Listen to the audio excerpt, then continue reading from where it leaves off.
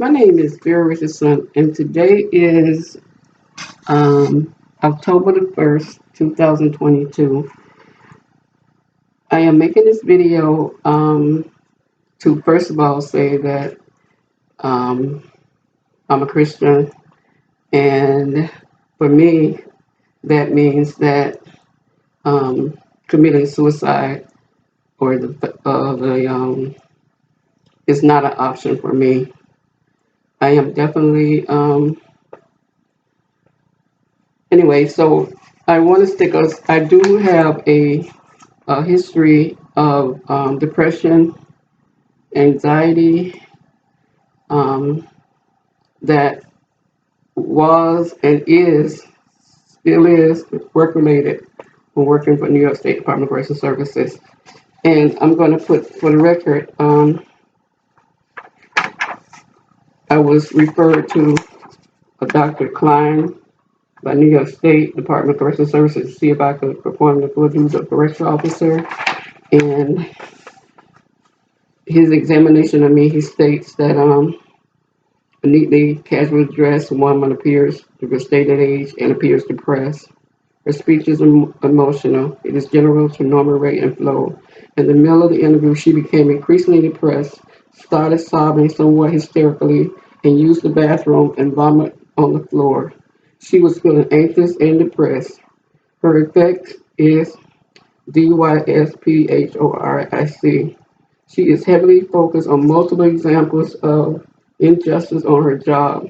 She denies suicidal intentions or attempt.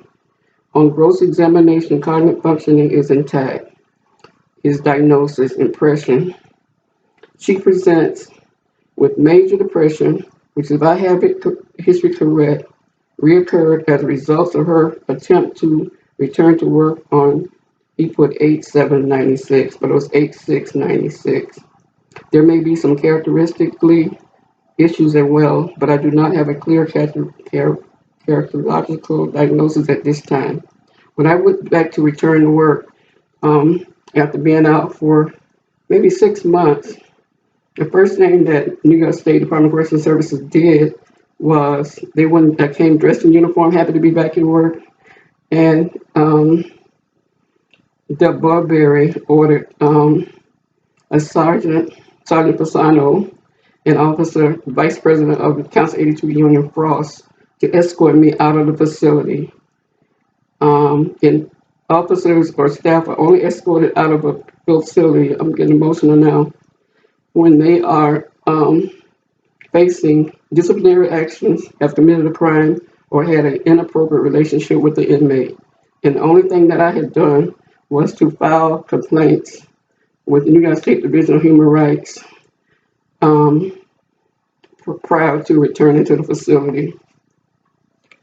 Um, and he puts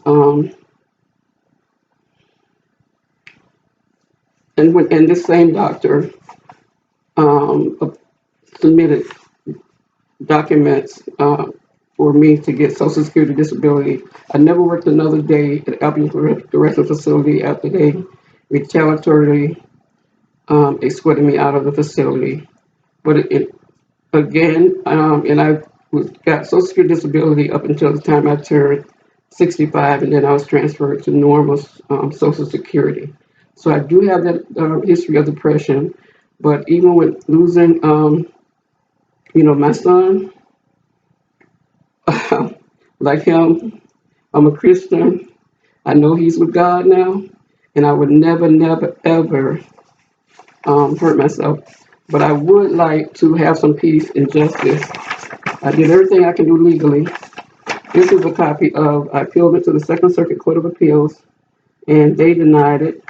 And Justice Ginsburg gave me a writ of, she gave me a extension to file my writ of certiorari with the Supreme Court, because I cited her concurring ruling in Reeves versus Sanderson, where she says that, and I'm not going to get into, I'm just going to say that I was able to do that.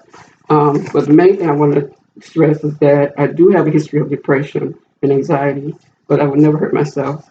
And in that ruling, just the concurring opinion, Justice Ginsburg says that if an employee lies about the reasons for taking actions, and they took many discriminatory actions against me, and I was able to present that to her, then employment discrimination victim under Civil Rights Act of 1964, Title VII, should survive summary judgment as a matter of law. I did not, and I want justice, not justice, but I want Governor Hochul and Attorney General James to make me whole, give me retroactive disability, and let me have some piece of justice, especially now. I've been fighting this case for 25 years, fighting for justice. Thank you very much.